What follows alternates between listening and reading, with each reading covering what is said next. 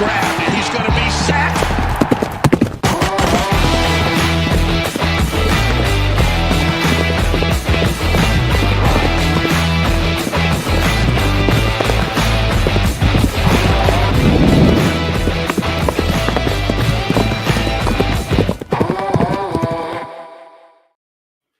What is up, Broncos country? It is time for your weekly horsepower hour, baby. Thank you to everybody that's been patient. I've been out of commission, but I'm back. Thank you to Jeremy and Mark for being flexible. And we miss you, Kodiak. We miss you, Kodiak Broncos podcast. He's in here. He had a little surgery done, but he's doing great. He's alive. He's breathing. Guys, we're going to have a great show. We're going to talk about the Commanders win, how Elijah Moore puts us over the top for the Super Bowl, and we'll talk a little bit of Raiders as well. Of course, before we get into that, be sure, like, subscribe, all the channels, all the shows, watch all four at the same time, all right? Links in the description. Also, shout out to Kalshi, sponsored David Talks Broncos. The code DTB, guys, for a $10 bonus. Once you deposit $10, we'll take a look later on at what the odds, the spread, everything looks like for this Raiders game, in which our Denver Broncos should move to 11-2. But before we get into that, we have a new guest on the show. It is Miles of Crushing It YouTube. Miles, thank you for filling in for Kodiak last minute. It's always great to have a new Broncos creator on the show. But yeah, really quick, tell the people what you do, and yeah, maybe your favorite Broncos memory or player. Yeah. So, hey everyone, I'm Miles. Sorry, Kodiak, I did kind of snag your spot. Hope you're doing well.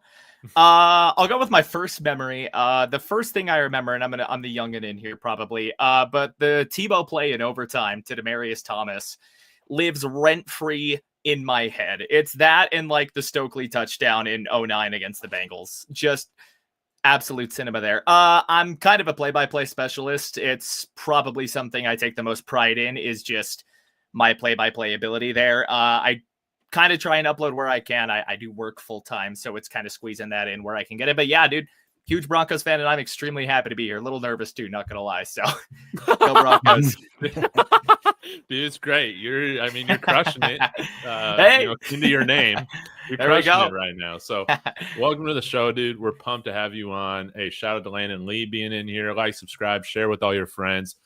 Let's get into it. We'll start with Mark and work our way around with the Commanders, win over the Commanders. But I only had a chance to catch a little bit of your post game. Give me one big takeaway, dude. What's the big takeaway you got from our victory in overtime over the Commanders, Mark? Well, I don't know, man. I got a lot of takeaways. I feel like it's just another example of this team finding ways to win. I'd say my biggest takeaway from that game was, every time we've talked about it quite a bit, I think, prior to this, and every time the offense is needed to have a really big drive this year, they've always pulled through, even in the games that we lost. And it was really nice to see the offense carry its weight again. Like when they need to have it, they seem to go down and be able to do it. Obviously they came back from down 7-6 to take the lead at halftime. Then they were down 14-13. They took the lead again. And then 2020 in overtime, boom, they go down the field. They score right away. So just all around, man, this team is figuring it out how to win in a multitude of ways. So it's a beautiful thing. It's beautiful indeed. Miles, we'll go to you, sir. man. Give us a big takeaway from this victory. Well, my big takeaway is going to be as big as the guy playing tight end, because let me tell you, Evan Ingram, he's here, man. Evan Ingram is here to stay. We finally found just that stupid damn easy button that we've been looking for on this offense. And I think we finally found it just with those matchups over the middle. And that's where Evan Ingram excels. Just that big athletic tight end that moves like a damn wide receiver. I mean, the guy's a machine when you get the ball in his hands. And it was nice to really see him and Bo kind of rebound too and get on the same page after a couple of early arms that Nick's just kind of short arms to him. And honestly, like, we've been waiting for this big breakout game from from Ingram pretty much all year. So to see him get that and to make that huge play in overtime, I think that's a massive, just a hugely encouraging takeaway from the game. Dude, how about that juke route on Oh my God, that jerk route was nasty. on man. Bobby Wagner? How about that on Put a Bobby Hall Wagner? put a Hall of Famer like 5 steps behind, man. The mental game ain't gonna make up for getting the shoes juked off you. Dude, exactly. Really quick, Jeremy, before we go to you, I got to shout out Cowboy 50 coming over from David Talks Buffs. Hey, it's a For you, smaller Cowboy. channel, but I got to say, dude, this is my best stuff. This really is my best stuff. So thank you for being here. This is awesome. I had to put on the hat or the horse head now that Marky's doing that. But It was for Cowboy, you know. oh, dude, I love that. But Jeremy, man, bring us back down to earth. Okay. What was your takeaway from last night's or Sunday's win? Yeah, ball don't lie. I just felt like there was a lot of things going against us, but in the end, the better team won. And all season long, when you need to make the play to win the game, and it's just a more mentally tough team. I never felt like we were going to lose that game. And then when it got to the final play of the game, I was like, all right, somebody's going to make this play. And Nick made it again. So it just goes to show how much this team has grown from last year, and it's just our way. It doesn't have to be pretty, but winning ain't ugly. So that's just how I feel about it. Dude, exactly. Winning is never ugly. Now, we're getting some new people in the vertical streams right now. Shout out to you guys. You're coming in with some freaking red hot takes. Now, I'm starring some of these questions, guys. We normally get into the stock up, stock down. But shall we address some of these? Like, I think that this would be a little fun. How about James Hill? Can I take James this Hill, one? you made it on the show, man. Saying Bo Knox be making mistakes, but his defense covers for him. The Bears seem to win because of Caleb. Yeah. Broncos, great team, but Bears have better coaching in scheme. I broke him down. Oh my God, Mark, it's looking like you got something to say, man. So what do you got to say to James? Oh man. Well, so it's funny because is it Caleb Williams or is it better coaching in a scheme? Which one is it? It's that's what I always get confused. So like, here's the thing: Bo Nix makes mistakes. Caleb Williams makes a whole lot of mistakes too. At the end of the day, both guys are figuring out ways to win. I think you look at Ben Johnson's really fixing the culture in Chicago. Obviously, we know what Sean Payton can do from a culture standpoint.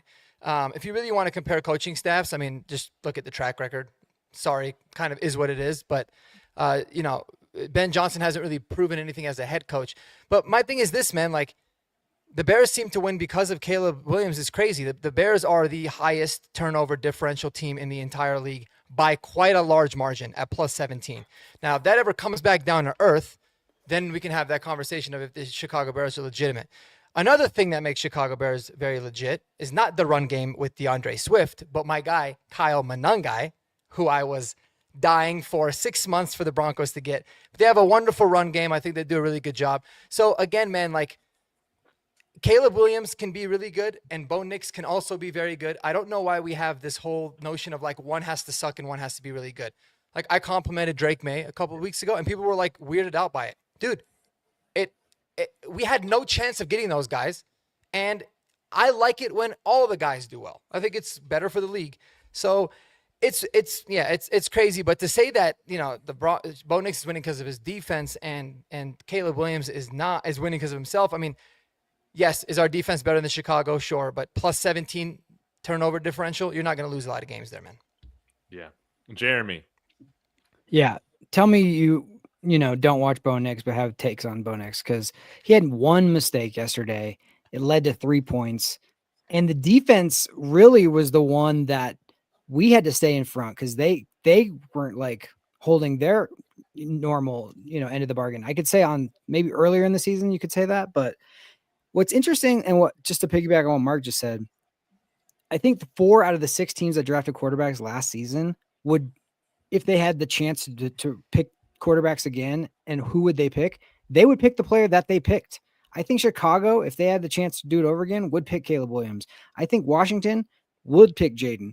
I think New England would pick Drake. And I think Broncos, who if they got their pick, they would pick Bo. I think they all like their quarterbacks. So it's not necessarily just like this guy sucks and our guy's great.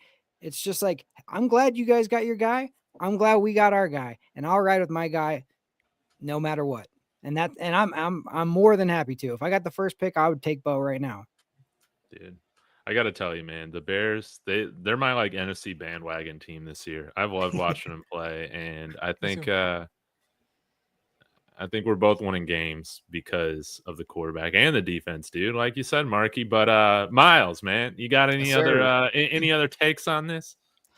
I mean, the one thing that I would say really on this is why can't two things be true at once, man? There's always great quarterbacks in the league. You know, why can't Bo and Drake be great? Why can't Caleb and Bo be great? You know, why can't both of these defenses be great, man? Like, multiple things can be true at once. Yeah. And again, with, you know, Lamar Jackson and Patrick Mahomes regressing, there is room. Absolutely. There is room for new great quarterbacks, right? For sure. Man, I love it. Yeah, I got nothing else to say. But Bo Nix, I think he's looking like a franchise quarterback. Guys, I have starred some of these other questions. We'll get to them throughout the night. This is good stuff. Want to shout out a few people in the chat. We got Rodney in here, normally in here. Thanks for tuning in. We got T Fishes coming in here, dude. Pissing me off. Saying stock down. A.T. Perry, dude. What the hell's wrong with you? But I mean, shall we get into it outside of let me say hello to Denver Trav, but let's get into some stock up, stock down. And we got to talk about this Elijah Moore stuff too, but let's get into the stock up, stock down. Let's cover that first. The stock down is definitely A.T. Perry, guys. It's definitely A.T. Perry. Agreed with him. Dude, Sean Payton screwed this man over again. But I like this signing. We'll start with Jeremy this time and make our way around. I have said, hey, see the missing piece for the Super Bowl, but what do you think about this move? Are we blowing up this thing even though he's just a practice squad guy? Do you like it? Do you not? Yeah, if they kick the tires on him and want to see what he has, that's fine. I don't think it has anything to do with A.T. Perry or anybody else. I think that it's just insurance. They like the player, and that was it. So, it's not one of those things that anything's going to hinge on it. Now, if he ends up getting into a playoff game and making a big play or making a big blunder, then yeah, things will change. But right now, it's just I like that they're constantly searching. Like that's what George Payton does. So, I like that. Hell yeah. Miles, what'd you make of this signing? Is it anything to get excited about or just nah? Honestly, to me, kind of the way I look at it, and I was actually watching Mark's video on this earlier, kind of getting the player profile on Elijah Moore. I mean, he, and I'm kind of using Mark's words here, good slot guy. I feel like it's a low risk, pretty decent kind of reward type of signing where I don't necessarily think he's going to get a lot of play time this year, just considering where the Broncos are with the receiving room right now, trying to get Pat Bryant developed. But I think it's just, I really think the idea was to just get, Nix another gun in the gun safe or something to go with there. Where if you need a guy to come in and play the slot, I mean, you've got a guy that's done it before, that's got reliable experience, and that's got some absolute burners on him, man. I mean, a 4.3 40 is absolutely nothing to sneeze at in this league. Unless you're 6'5" and your name is A.T. Perry. No, but those are wonderful points, Miles, man. I think so. I won't ever complain about speed, but Mark, I didn't catch your video on this. You got to give us some more spark notes, but did you think that, am I off base here thinking that he's kind of Marvin Mims insurance in a sense, or no? I think that's a good way to put it. I think he's definitely insurance specifically for Marvin. I view this as a really good move. I really wanted him in the offseason. I thought someone to kick the tires on. I think ideally for Broncos country, it's a move for 2026 and beyond. Just another guy we could bring into camp, have him compete. See where he ends up landing. But I don't think he's going to really contribute too much this year unless there's injuries. And David, if this makes you feel better, I believe that unless it was Marvin Mims that got hurt, if it was any other receiver, I do think A.T. Perry would be next in line. I don't think it would actually be Elijah Dude, Moore. But maybe that's just because, we have a secret crush on A.T. Perry, me and you. But Yeah. Not secret. There's no secret about it. No, That is the worst kept Yeah. secret in the National Football League, man. Yeah, Dude, that was A.T. almost Perry as bad of a FC, man. secret as the Broncos wanting to, sign a wide receiver. They've been kicking the tires on everybody. But yeah, I'm a big fan of Elijah Moore. I mean, obviously you have to question the fact that he's on his 4th team in 5 seasons, right? There's a reason for it. It's definitely not just production. I think he's been pretty productive. I mean, you see a lot of guys do much less that play on, that don't move around as much as he does. But why the hell not, man? As long as he doesn't mess up the juju of this team, I'm all good with it. Yeah, man. I'm all for it. Kyrie Rowan's a nice story, but I'll take Elijah Moore. And honestly, if we get Marvin Mims hurt again, hopefully that doesn't happen.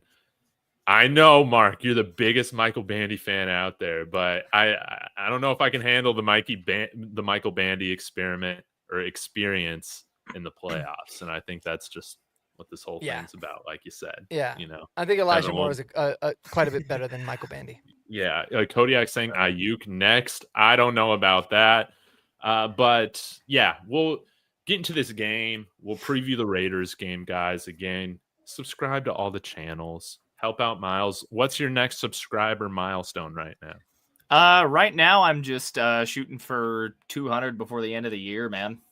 Hell yeah. We've got you 4 so far. End of the season. Let's go. Is that Dude. 162? I think I got as many subs now as there are games in an MLB season. Hell yeah. Thank you guys. Dude, you got to start somewhere. We've all been there. That's awesome, guys. Let's help him out. All right. Miles. Yes, sir. I'm going to ask you to kick us off. Then we'll go up to Jeremy and around. All right. Let's start off with a stock up, stock down. Give us a player. Talk about them. Are they a stock up or stock down in this what was it? 27 to 26? 27-26. All right. Victory we got, man. I'm going to just roll off of my takeaway here because, what else can you say, man? Evan Ingram on the offense is probably one of the most obvious stock ups of the game, man. Really that overtime period that he had alone on that drive would have done it for me to say stock up. I mean, the 41-yard run after catch, but just kind of everything that he did, rebounding the way he did and getting on the same page. I mean, that was huge to me. He's had a rough season, but I think it's important, especially from, you signed this guy to as big of a contract as you did, kind of just with a little bit, not like a history, but like an injury history. But I don't know. I'm just happy like Ingram hasn't like quit, really, is what I'm kind of getting at, just with how the year's gone for him. It hasn't been great. And there are guys in this league that'll get frustrated and they'll just kind of start crashing out on the field when things aren't going the way, man. But Evan's been working his butt off, dude. And it showed in this game. And I'm excited to see what he does going forward. Yeah, beautifully said. He had a season high, I think, in targets, catches, and yards. 79 of them things. Yes, 41 yards in overtime. And it was great to see him fly past that DB. I mean, we've been waiting for that, Since the preseason, man. That one play in preseason did so much teasing up until now. You're right. Yeah, you're absolutely right. Jeremy, stock up, stock down. Who you got? Yeah. I got to do it. I'm going to go Bo here, but just to piggyback on Evan Ingram real quick, dude, I love the fact that he's a Bronco because every time he's running the way he runs, he looks like he's galloping. And he just like put his head down, got that jerk route, just took off. And so many of our guys, especially like Cortland or some other guys, I said this to Mark yesterday, they feel like they want, as soon as contact's about to come, they kind of are like ready to go down. And Evan's like, no, I'm going to make me get down. And he's going to run through people. And he got an extra 15 yards at the end of that run by not succeeding it, So I loved that effort. But the guy that delivered him the football, besides not seeing, the linebacker there, I thought he played phenomenally, and I'm sorry, but if Patrick Mahomes makes that throw, there's freaking Madden animations and everything else today. Like that throw that he made, falling down and delivering it right to Cortland was a thing of beauty. And it's just arm talent, everything you want to see, stepping up in the pocket, avoiding the pass rush. He's done such a good job of just like getting out and then looking upfield and just delivering strikes. And when it came to overtime, he was calm as a cucumber and just methodical. Four passes, 5 plays, 71 yards, touchdown. We're up 7. Defense make a stop, and we're going home a winner. And that's what happened. So I love the way he played, and it's just stacking more and more wins. And he's one now away from the all-time record of the franchise record of John Elway's record of fourth quarter comeback from behind wins. So it's an amazing thing that's where we're at right now. And people are going to complain that we don't win by more or whatever, but it's like, I'd rather have a guy battle tested and not afraid of anybody than look what happened when we played, Seattle in the 2013 Super Bowl. We were blowing everybody out. And then when we had a little bit of, bad start, then we get blown out. So I don't think this team is like that. They're ready for any fight, and it starts with Bo, so I love it. All right. I think I'm going to go stock down. I hope you guys disagree with this because that would be pretty interesting. And if you do disagree, feel free to butt in. Pains me. But the crackerback, Riley Moss, I knew it was coming. I knew it was coming. Stock down. Bro, I was so proud of you. No flags on third down. I want to get on here and talk about stock up Riley Moss. Good Lord. But, dude, you got yourself cooked by, Eddie Lacy looking Debo Samuel at the end of the game. What are you doing? Bro, you're letting what's his face, Traylon Burks. Now I know he made an amazing play, but this is what I was telling Mike. It's not even his fault, dude. It's not even his fault half the time. But Marc, Jeremy, sometimes I just feel like when he's on the field, dude, just shit happens. Just shit happens, dude, when he's on the field. And I hate that's it's like a curse or something, dude. We gotta like the Bartman ball. We gotta blow up like a football or something, dude, to rid this curse of him. But bro, you can't get cooked by Debo Samuel. You cannot allow Traylon Burks to do an OBJ on you. I know there's nothing he can do, but you just can't let that happen, man. At least you tackled Debo Samuel down, right? Because then they kicked the field goal, right? Did they kick a field goal off of that? No, that's the game, the fourth down, then PS2 got picked. That's what set that up. Oh, yeah, that's right. All right, so, yeah, it meant nothing. It meant nothing, Riley Moss, that you tackled him. Thank you for refreshing my memory, Jeremy. But, hey, Riley, this is a great get-back game against Oakland or Las Vegas. Oakland. Scotland. Yeah, Oakland.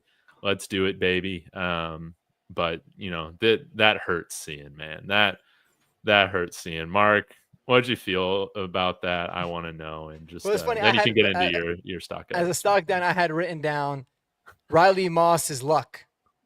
Is what I wrote, not Riley Moss the player, because it seems like, dude, he's not getting any of these pass interference calls. He does a lot better, right? And then he has great coverage, and the dude makes the craziest catch. I think it was his second career touchdown. Yeah, he hasn't scored one since 22, and that was the one he scored on perfect coverage. And then the one time he lets up, and you can tell he let up because he really didn't want to hold him on that third down. He ends up getting cooked. But I mean, listen, I'm back and forth with Riley. With me, I really love the player. I have so much respect for Riley and his ability to keep coming back, and I feel like he's such a good cover guy. And it is frustrating that he's always so close, but I'm not going to advocate for changing anything about him quite yet. But I will say that a stock down for me, and I'll let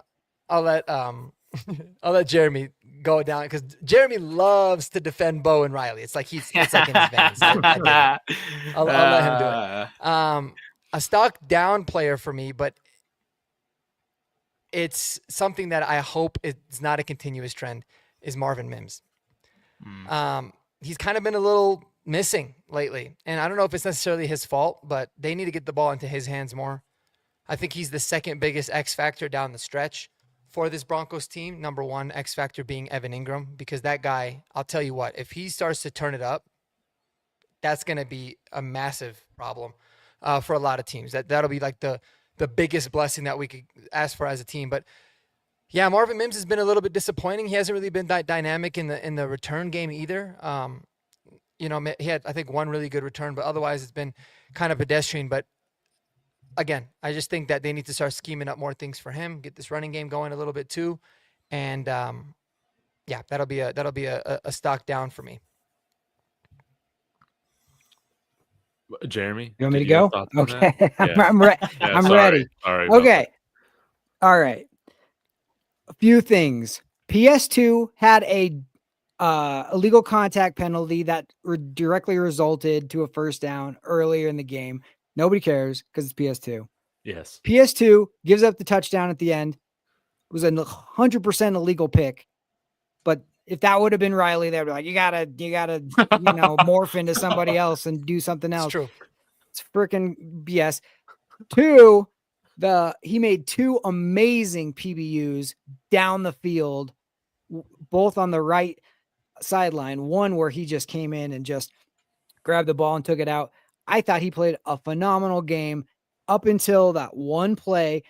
If you go back and look at it, Debo grabs him and yanks him back. He did stop to look for a quick second, and that's when Debo grabbed him, yanked him, ran by him. He still made the tackle, which it did matter because I feel if they score that easy one, they can there's one play at the goal line. But when they got to their fifth play at the goal line, they had used up a lot of their stuff that they wanted to do. So I was definitely a huge tackle. And the Treylon Burks one also grabs Riley, pulls him down while lifting himself up to get up for that. And that's just an amazing catch. I'm sorry. Sometimes you just got to clap your hand and be like, touche, my friend. Bo made an amazing play. Then Treylon Burks made an amazing play, but you could, if it wasn't Riley Moss, people would have been like, yeah, but this and that and the other, but because it's Riley, we got to more and more we talk about. I just want to remind everybody who's anti-Riley, just remember what happened last season when he went down for that month. Levi Wallace went to shambles. Thank you. Yes. Levi Wallace. Exactly. That's all I have to say. We could have Damari Mathis out there, in another universe. That too. It could be worse, much worse. I mean, the man's a competitor. I feel like to be opposite PS2, you have to have such a crazy personality to be like, I'm going to get everybody's best, because it's like, I'm going to get the most balls, I'm going to get the most everything. I thought he did a phenomenal job of not using his hands, not being as grabby. I think he played well. I mean, even Aqib Talib says 50% of the balls thrown at you are going to get caught. That's just the way it goes. Just don't try to give up a big one. And I thought he played really, really well, but it was the timing. It's always the timing. It's always the timing. That's the frustrating always thing the with him. timing. He'll never get burnt when we're up 30 points or in the first quarter. It'll always be on 3rd and 25 on a very important drive, and he does something. That's I think that the annoying part. But I'm right there with you. All right, Miles, back to you. Do you got another player you want to hit on?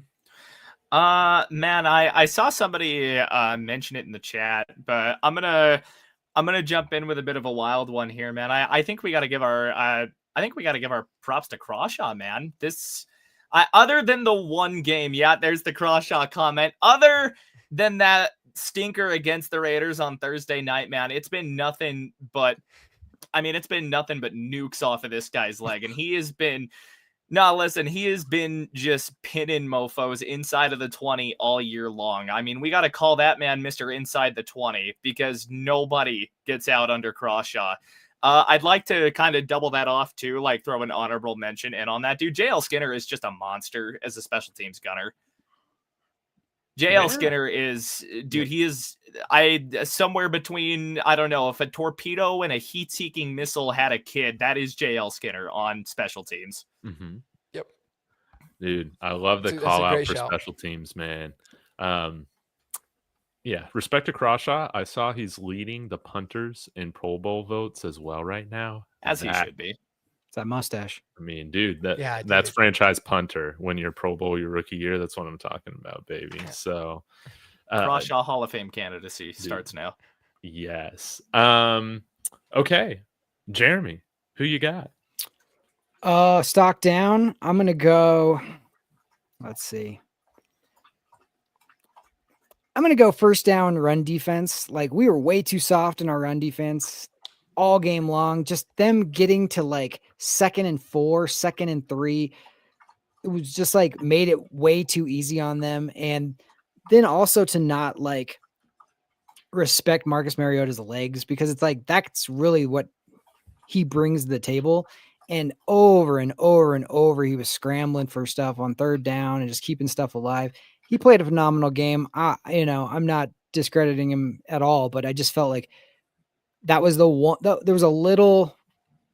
I felt like we were just so worried about getting beat deep that it allowed them to get these long drives and maintain this stuff. And I would have liked a little more of just when we wanted to stop the run, we did. Like when it was like we knew they were going to run, and we know that they knew they were going to run, and we knew they were going to run. It was like loss every time, but it was just those first down ones that were just like over and over. And now you're like, and then we'd get a stop on 2nd, and then it'd be 3rd and short, and then they'd find a way. So I just didn't like that.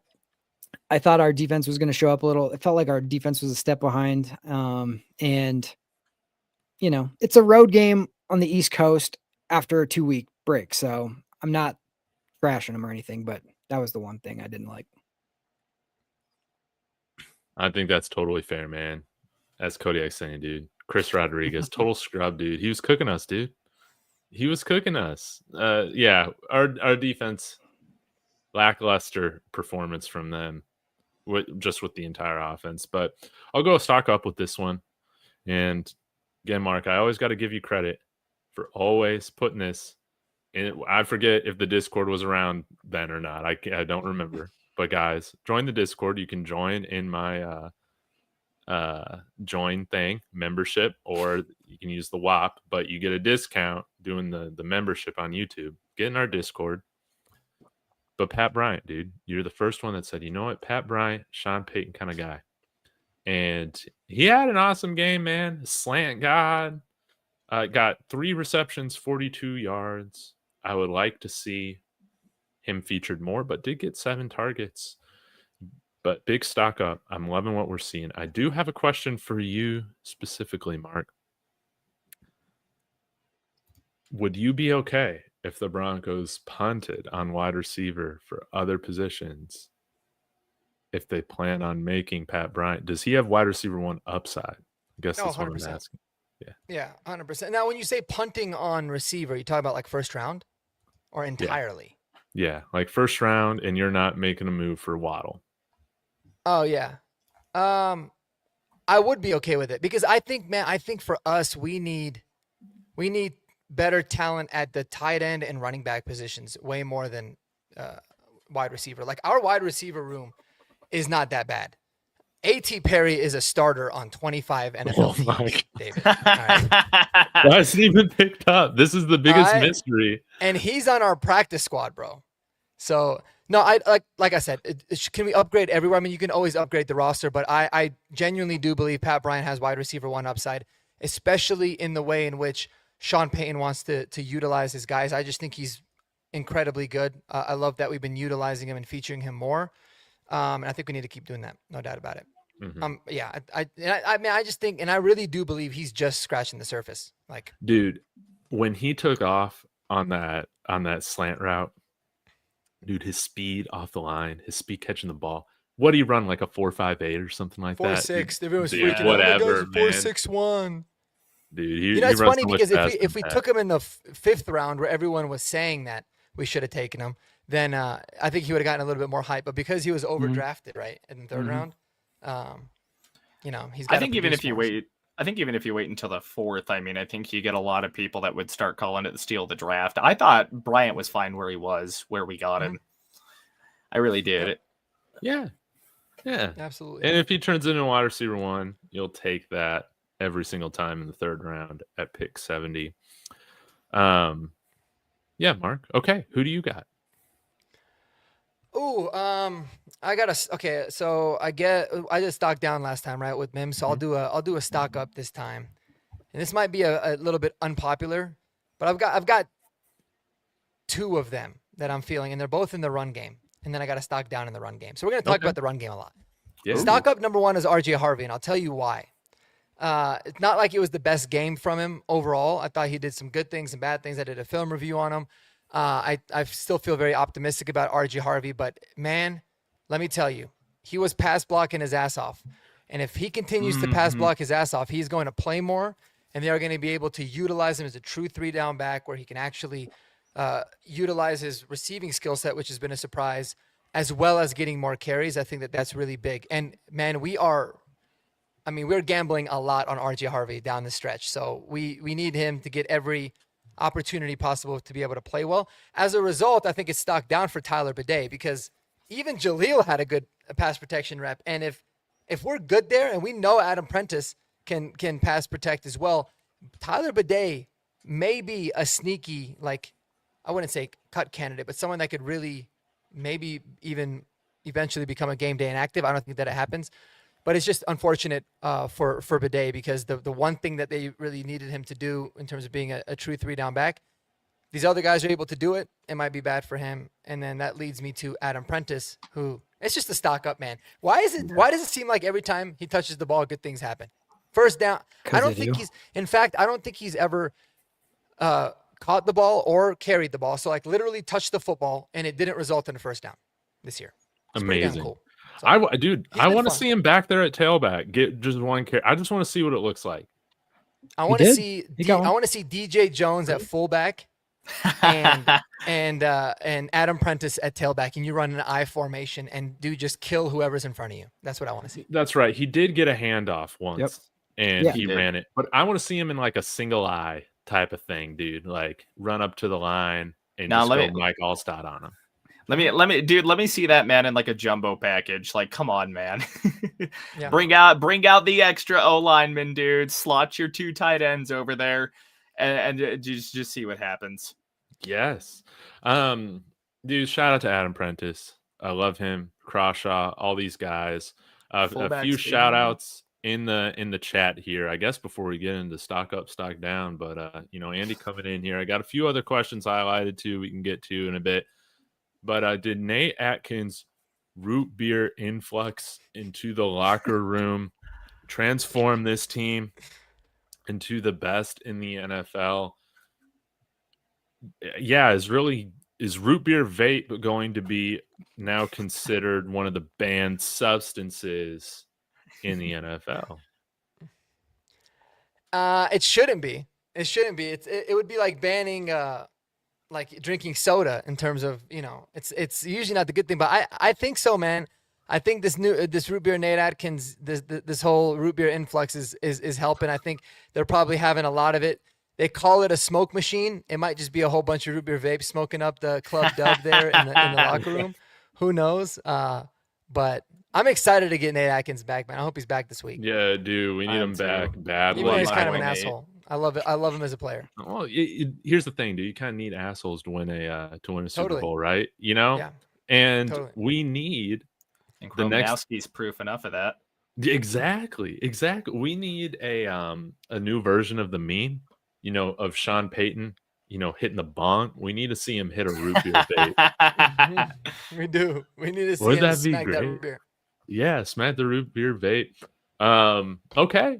Well, Jeremy, shall we get into some hold your horses or giddy up or hold your horses? Sure. Just real quick, somebody in the chat just wanted to shout out Alex Singleton, and yeah, God, I had him up. Absolutely. I had him up and down a little bit, but more up than down because he made a couple of big plays, a couple of tip passes, that breakup at the end, which I thought was going to be like the game clincher. That one breakup to Ertz alone, I think, is stock up Alex Singleton. That one Yep. play alone. Yep. No, I thought Dude, that was clutch for sure. Go ahead, Mark. there's people that get like literally their tubes tied and they're out of work for a week, right? They need March Madness. This dude had a full operation to remove cancer, and he played like less than a week later. That's pretty damn impressive, man. So just that toughness, but he's a great guy. That's a great shout out by DSW there. Yep. And the other up and down I have real quick is Hufanga. I thought some of the plays he was making, you know, they're calling him like Troy Polamalu on the broadcast and all that, and then he would miss a tackle. That it was like 3rd and 12, and then he'd miss a tackle, and they run it down the middle on 3rd and 12 for a first down. And there's like, and then like obviously the penalty getting there late. I'm not going to blame him for that personally, because we should have tackled Mariota twice before that ball even got out. So That's no kidding. it's just like, okay, if you want to blame Hufanga on that one for being early, I guess. But like JFM had a shot at him. Nick could have wrapped him up. It was just frustrating. I was yelling at the TV like we had already sacked him. And then the fact that he got it out of there. And that, again, give it up to Marcus Mariota. Like he made a couple plays where he just like, he extended stuff that he shouldn't have been able to. So all the credit for them. All right. Yeah, let's get some questions here. So I'll start with Miles here. Miles. All right. The way this works is if you agree with this statement, you say giddy up and then give me your reasons why. Okay. And if you disagree with this statement, Hold your horses. Hold your horses. Exactly. All right. Gotcha. So the Washington game on Sunday night reinforced your confidence in this team. Giddy up 100%, man. I think Mark brought this up during the takeaways, man. I mean, listen, not every win's going to be pretty, and I'm going to take the Jake Plummer approach here. I don't know if anyone watches his podcast, The Cold Tub.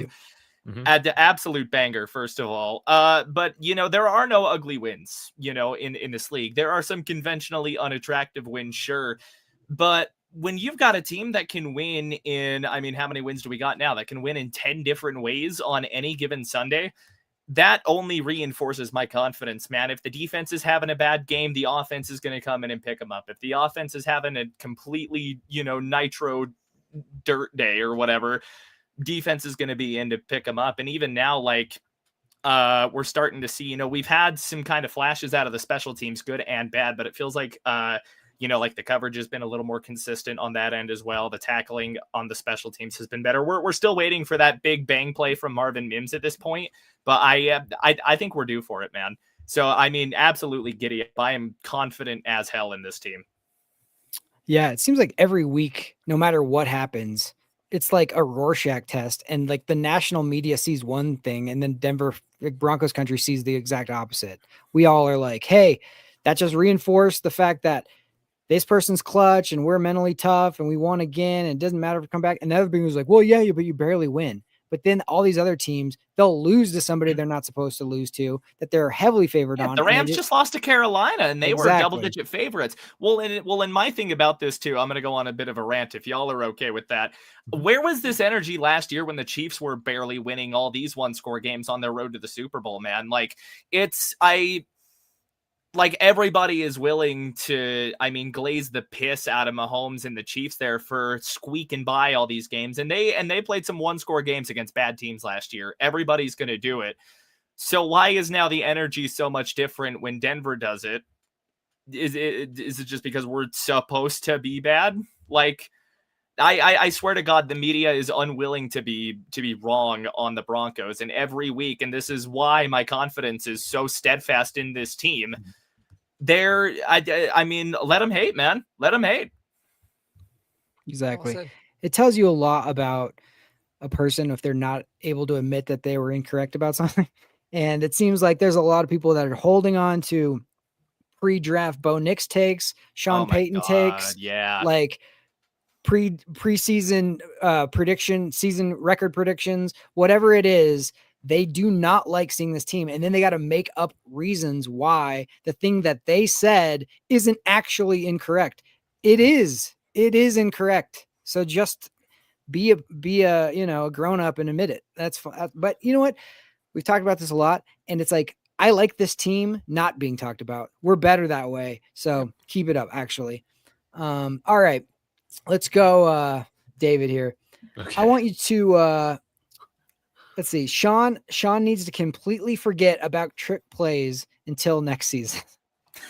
No. I'm gonna hold your horses on this one. I don't know, man. It's just part of every routine. You got your game day routine, your routine when you go up to bat if you're playing baseball, or I'm assuming if you're getting ready to swing a golf club, right? Everybody's got their routine. Sean Payton's routine is I'm gonna have one bong hit play that I'm gonna call that's just gonna be part of the game plan, right? And I might hate it half the time that he calls those things. I mean, dude, what was that dumb play called, dude? They're playing like patty cake there in the backfield, just hot potato rather, just throwing that thing, and then you just throw it not even to the sticks, dude, but to the line of scrimmage. It was such a waste. But I think that's what Sean Payton needs mentally coming in the game. Say, you know what, I'm in my bag, right? And call a good game, man. Yes, the offense has been inconsistent, but we scored 27 points on Sunday, and I'm not really going to criticize too much of what Sean Payton was doing outside of maybe a little bit more Marvin Mims. I don't mind one dumb play call. If that's the only thing I'm pissed off about, you called a great game. And a lot of the times, dude, that's how I feel about Sean Payton. Pretty good called game. A couple things I would change. Yeah, that's how I feel about it. I feel like with trick plays too, bro, it's either terrible or fantastic. There is literally no middle ground ever. It's always one or the other. So if it doesn't hit, it sucks. If it hits, he's gonna look like a genius. I'm good with it. Yeah, but the Sean Payton bong rip play. I love Yeah, that. dude. I mean, it's just I'm what gonna it is, start dude. using that when I do play-by-play. Like, just every time there's a trick play, I'm just gonna be like, "Oh, Peyton hit his bong in halftime." That's or a bong hit it real ripping. quick. Or Yep. yeah, that's a bong ripperooner right there, folks. Yeah. Speaking yeah, of bong rips, actually, how high do you think Younghoe Koo was yesterday when he kicked the ground instead of the football? I think he dude, was I've a never little seen too anything low, like that in my personally. life. He must have been on cloud nine. Dude, that is like watching a professional golfer completely miss his drive. Never happens, I don't think. Yeah. Yeah, so bong grip kicker. Sorry, I just remembered that. I was like, well, we got to talk about that a little bit. Yes. I got a Good conspiracy question. theory on this from the trick plays. Do you think Sean maybe just throws at least one out every single game just so they are game planning and like everybody's constantly like, it's coming at some point. We can't like F around. Like we have to like play, disciplined. 100%. And the other thing that would be so poetic. I'm not saying this is gonna happen, but if you win a Super Bowl and off of a trick play, like that would be the perfect like culmination of this season, wouldn't it? Where it's just Hey, like the Steelers did it. finally works. Or watch just this. like- I think this is gonna make David. I think David might cream himself if honestly. So Sean Payton, the first time he won the Super Bowl, the big play that he made was the surprise onside kick. Yes. Mhm. What if Jeremy Crawshaw does a fake punt touchdown, bro? I would need 5 new pairs of pants right then and there. Yeah, Both you're of right. them got- You're right. I and think then- I would cream my pants. Yeah. So that would be cool. Like he just keeps the legacy going. But now we're just speculating. But that would be something that I think all of us would have to go on Amazon and buy some. Dude, new now I'm drawers gonna have a for the wet show. dream about that tonight, Mark. Thanks a lot. Hey, I might join you in that dream, David. We might be sitting there in the stands together, man. We might be up in the press box together, buddy. David just turns his camera off now. He's like, hold on. Multiplayer Dude, dream. I need to order one of these Crawshaw jerseys if that happens, man. Franchise dude, punter, we're all man. getting Crawshaw jerseys. Everyone. I'll buy it I for love everyone, it. Good stuff. Good stuff. I got one more for Mark here. Okay, yeah, I was about to ask. Okay. This one's not necessarily a giddy up or hold your horses. I want you to pick one loss and pick one win. If you could do whatever you wanted here, the last of the kind. Not, I'm going to leave Vegas out of it, but like we got the remaining. We have the Jags, we got the Chiefs, we got the Chargers, and we got the Packers. Pick me one win, pick me one loss if you could, because here's the thing. We all would want to win the rest of them. But at the same time, I've heard so many people saying you don't want to go in the playoffs with a streak. You don't want to like have that added pressure. So let's just say, okay, I'm going to give you your option. Pick one of these games that you can, any of these to win, any of these to lose. Oh, this is easy. Me and Miles actually talked about this. We didn't pick the game, but we talked a lot about like the streaks and everything on our joint video earlier. This is pretty simple for me. For me, the loss, I would choose losing to Jacksonville. No problem. Lose to Jacksonville at home. In fact, that probably gives them a better chance to making the playoffs over teams like Baltimore and the Chiefs and whatever. So if you're going to have a loss, I would say lose to Jacksonville. And then allow for us to turn around on Christmas and knock the Chiefs out of the playoffs 100%. Yeah. That will always be the game that I would want to win. In Arrowhead, they're desperate, and we do the entire NFL outside of the little barbecue town of Kansas City a favor and knock them out of the playoffs. So that would absolutely be the ideal one. Beautiful. That'd be the Even though I sweetest probably, revenge. as a fan, I probably should choose Green Bay because they're an NFC team.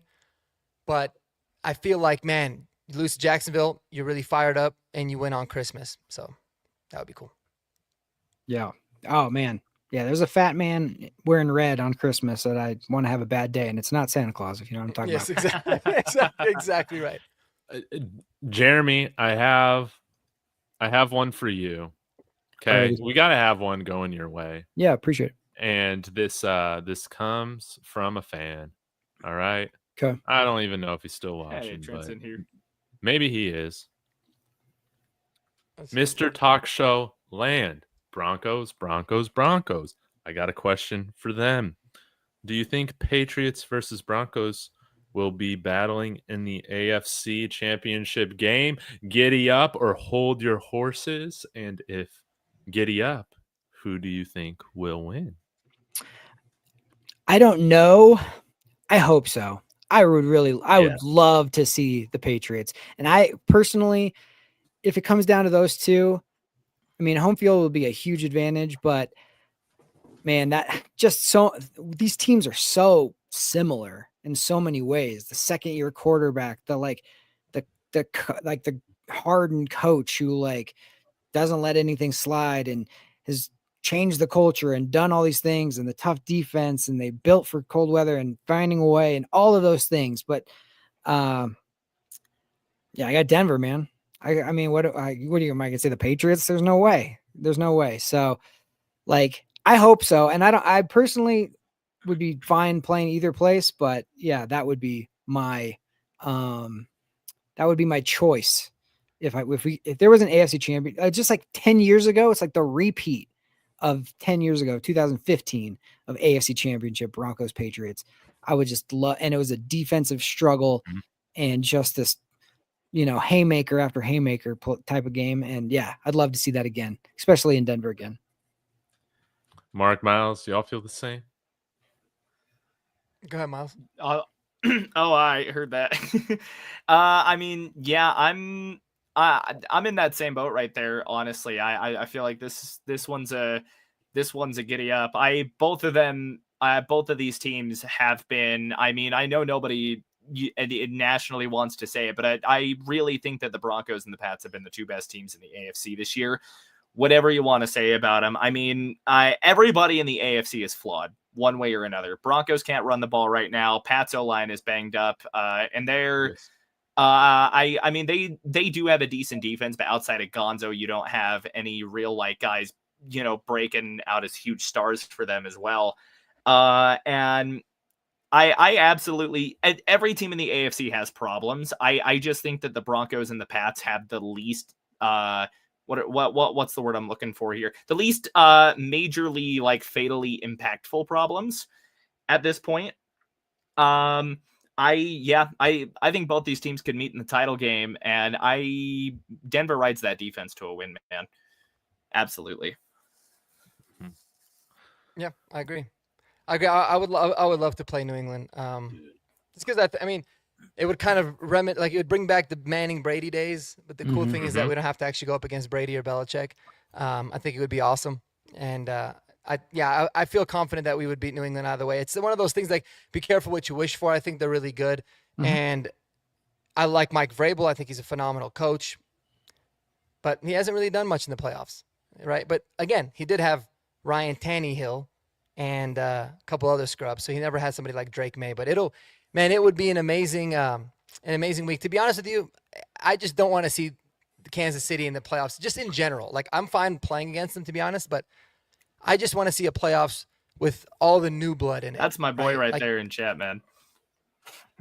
Who is it? Sorry to butt in. Bok Choy. He's Bok guy's Choy? been a regular on my stuff. I've seen a couple of my guys yeah. pop in here.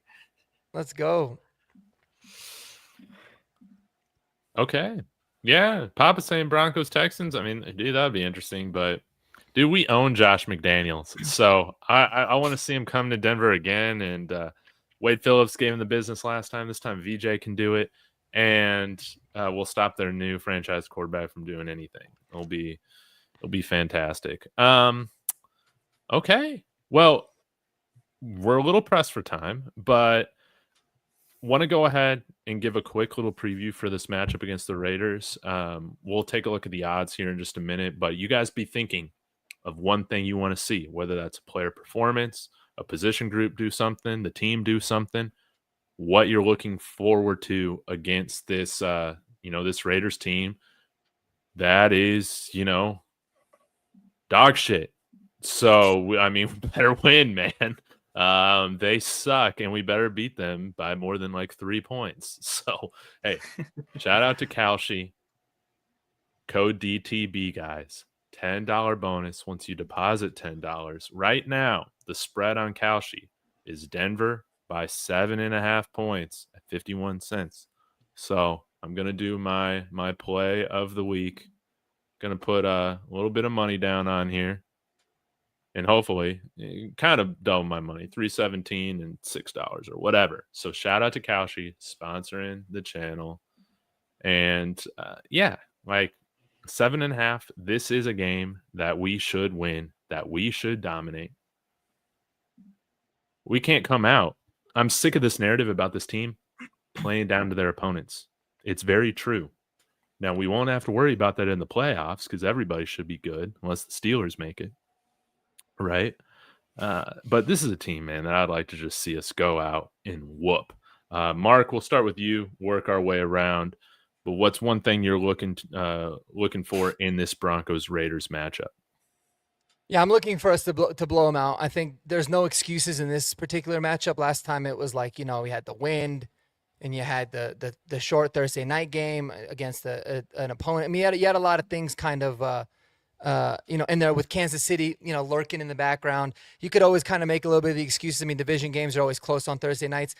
Not this one, man. The Raiders are down and out. They've all booked their Cancun tickets. I would like to see them absolutely blow them out of the water. But really, the main reason for that is because I want to see us have 40, 45 rushing attempts, man. I just want to see us running the ball, building that identity there.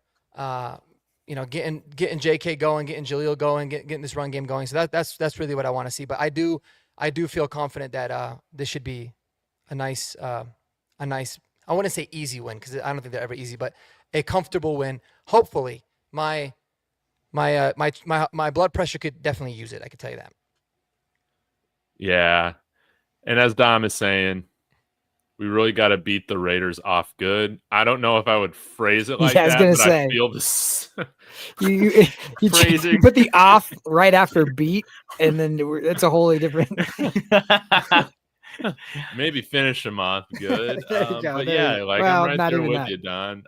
Dude, I love it. What movie was that? Like, I will beat your dick off. What movie is that? That was one of the best line. I will beat your dick off, man. He's like, what? I'll beat your dick off. Hey, shout out to the Bills Copers in here. I love this. Might be the worst 10-2 team I've ever seen. Let's go. Hey, but they have seen us. Yes, hey, that's right. And hopefully we're the worst Super Bowl champion you've ever seen as well this year. Something Buffalo can't say. All right, crushing it, Miles. What's one thing you're looking forward to in this matchup? Turnovers. I want them hot and fresh out of Geno Smith's hand, man. Riley Moss is going to get his pick this game.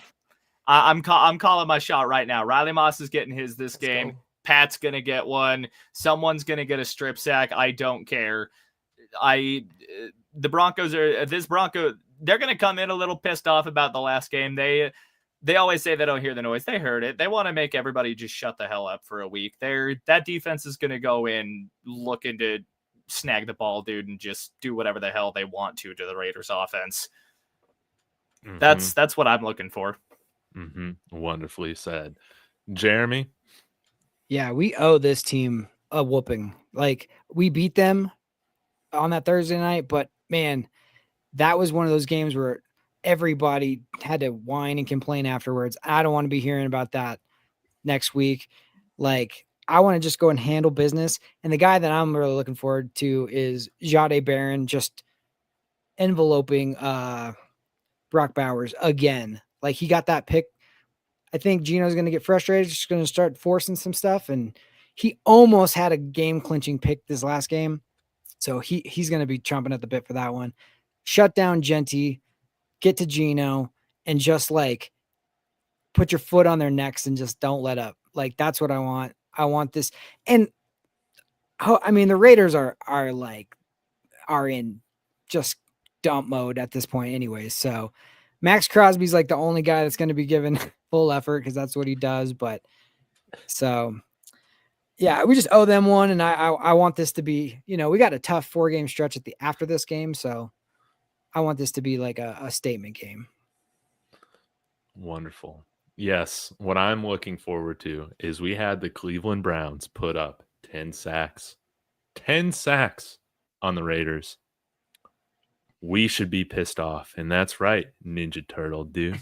Yeah, I'm using we. Because I'm a real fan, dude. I'm not like we're not like any of these fake guys just saying, oh, the Broncos. Dude, look at our background. Look at what we're wearing.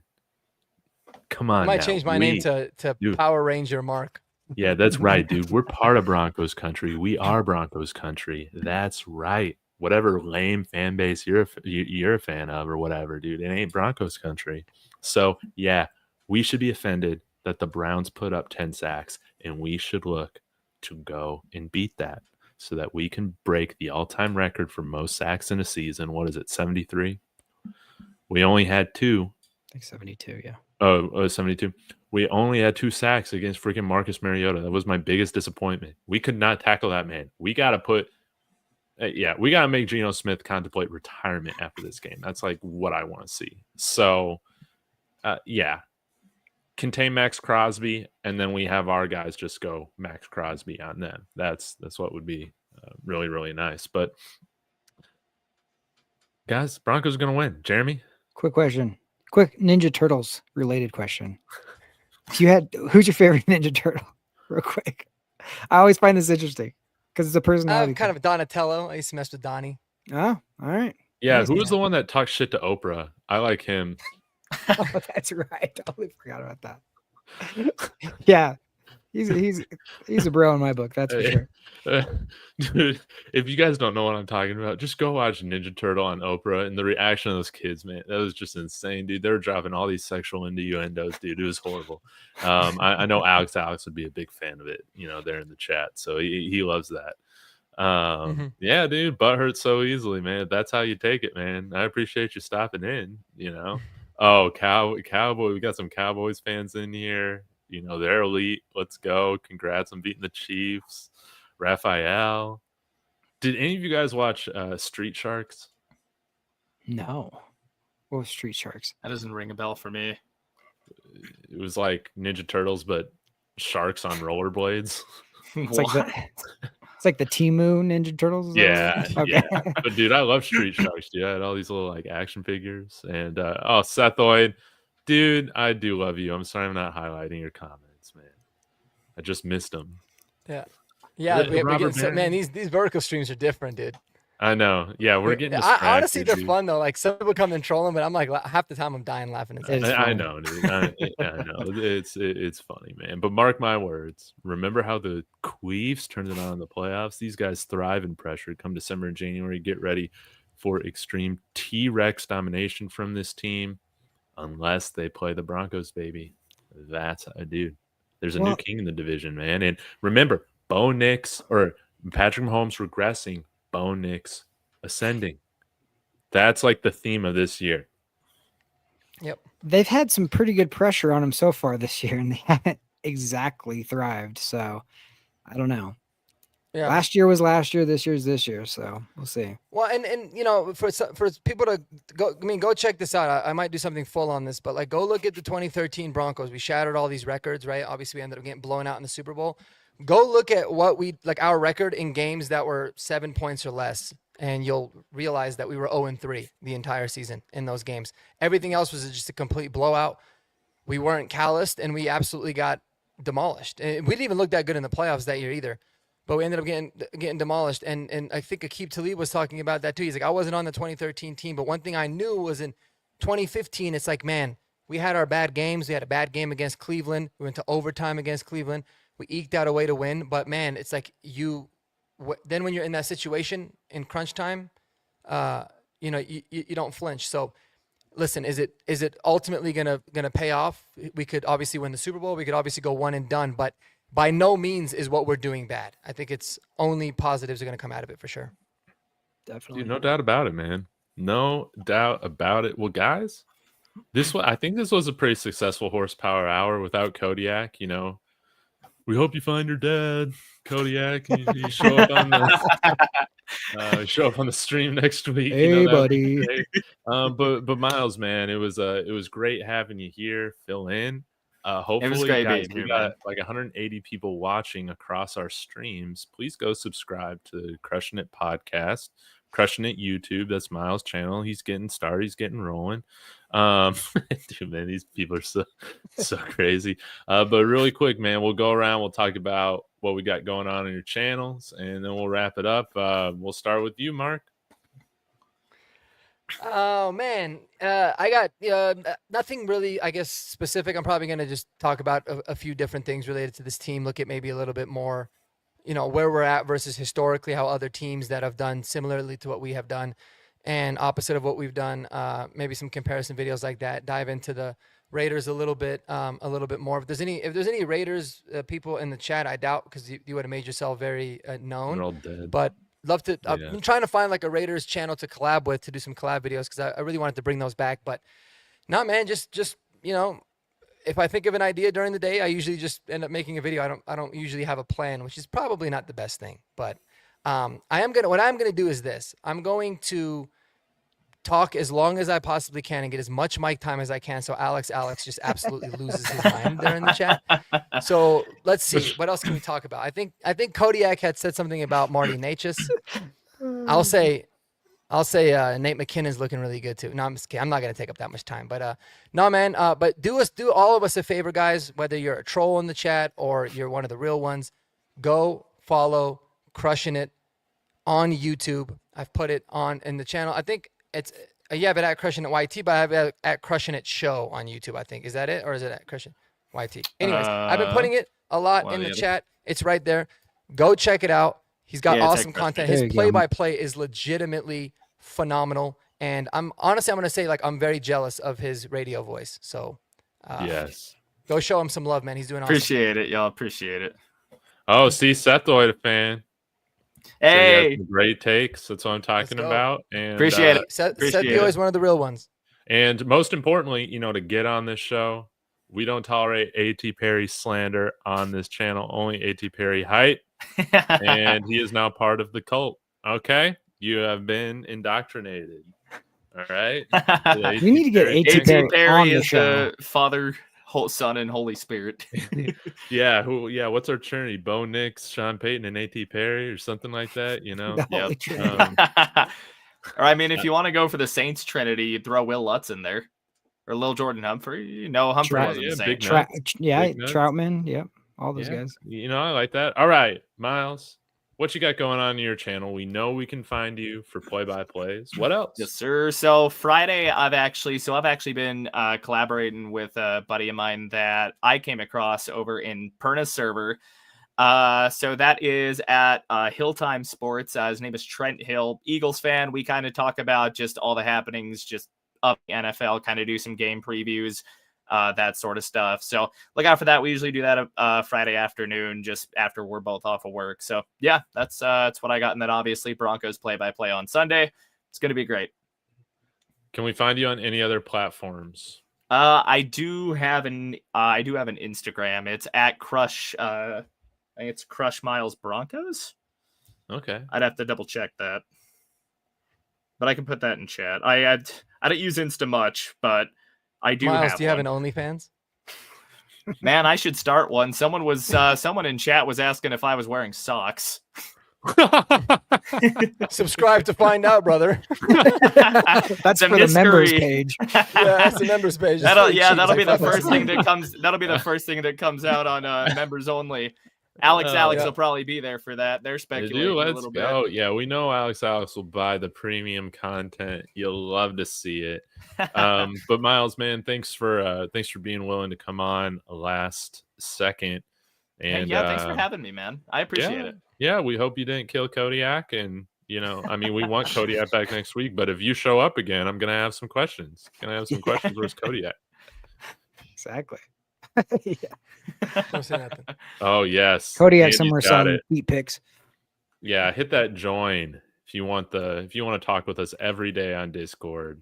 We are not sharing selfies unless asked for them. Jeremy, you've been putting out a little bit of content, right, over at Broncos Unbridled. Yeah. What do you got going on? I mean, me and Mark always do the post game, and then we started a kind of a Broncos debrief the last couple weeks here. So that's been just a good kind of really dive in depth post game, and not just your immediate like emotions, but kind of like break it a little more in depth. So that's been really cool.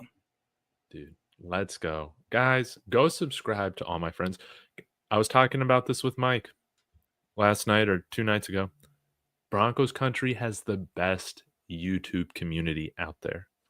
Now, we might be, small in number compared to, Brandon Perna, who is the king of all of us. But, we are mighty with what we got to say. So, guys, go subscribe to all my friends. They all put out wonderful content. And thank you for being here. Fans, trolls, we love you all. Until next time, guys, go Broncos. Go Broncos.